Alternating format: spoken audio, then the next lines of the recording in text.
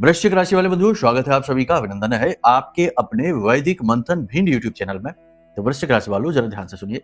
क्या कोई ऐसा उपाय हो सकता है कि जो 2 या 3 दिनों के अंदर अंदर ही चमत्कारी परिणाम दिखा सके? जी हाँ, बिल्कुल होता है। कई है, बहुत सारे हैं।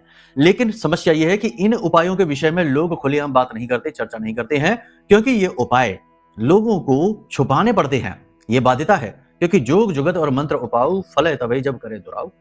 छुपाएंगे तो फलित होंगे। लेकिन आज आपको हम ये उपाय बता देते हैं। जल्द से जल्द इस उपाय को समझ लीजिए और इस उपाय को कर लीजिए, क्योंकि जैसे जैसे ये उपाय फैलेगा, अधिक से अधिक लोगों तक पहुंचेगा, लोग इसे करना शुरू करेंगे, इसकी शक्ति कमजोर होनी शुरू हो जाएगी। जी हाँ, तो इस उपाय को आप समझ लीजिए। इस उपाय के अंदर इतनी शक्ति है कि आप जो कुछ भी चाहते हैं वह सब कुछ आपको 3 दिन के अंदर अंदर आपके जीवन में दिखाई देगा। जी हाँ, जबरदस्त शक्तिशाली उपाय है। इसे आप ध्यान से समझ लीजिए, करना प्रारंभ करिए। इसी के साथ साथ हम आपको यह भी सलाह देंगे कि आप अपनी कुंडली का भी आकलन जरूर करा लीजिए, क्योंकि कुंडली जो है वह आपके इस जीवन के वृक्ष की जड़ है। और यदि जड़ में ही कीड़ा लगा है, यानी कि कुंडली में ही कोई दोष, पाप ग्रह योग बना बैठा है, तो आप ऊपर ऊपर कितना ही इलाज करते रहिए, ऊपर ऊपर कितना ही खाद और पानी देते रहिए, पौधा थोड़ा बहुत पनपेगा, फिर से मुरझा जाएगा। तो इसलिए कुंडली आकलन जरूर करवा लीजिए। अब सबसे पहली बात है कि उपाय ध्यान से सुन लीजिए। अब इसमें भी एक प्रश्न और आ गया कि कुछ लोग बोलते हैं, गुरुजी कुंडली आकलन कैसे कराएं? वीडियो में नंबर तो दे रखे हैं, ये धाम के नंबर है, इन पर फोन तो लगाइए। आकलन कैसे करना है, क्या करना है, सारा मार्गदर्शन आपको दे दिया जाएगा। परेशान क्यों होते हैं? तो सारी बातों को समझिए तो कि हम क्या कह रहे हैं।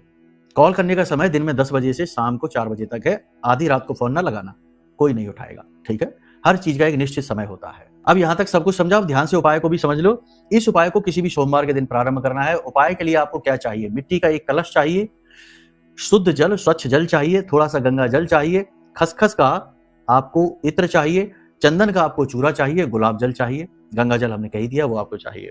आपको क्या करना है? गाय के घी का दीपक जलाना है।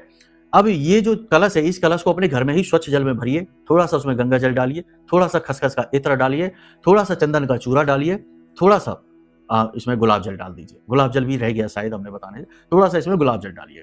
अब आपने ये जो सामग्री तैयार हुई है और गाय के घी का एक दीपक, एक रुद्राक्ष की माला, ये लेकर भोले बाबा के मंदिर जाना है।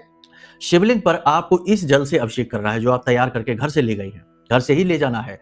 इस जल से अभिषेक करना है, गाय के घी का दीपक जलाना है और वहीं पर बैठकर भोले बाबा और माता पार्वती यानी पूर्ण शिव परिवार से आपको हाथ जोड़कर निवेदन करना है और कम से कम 11 माला अपनी इच्छा मनोकामना की पूर्ति हेतु मंत्र जाप करना है। पंचाक्षरी मंत्र है ओम नमः शिवाय।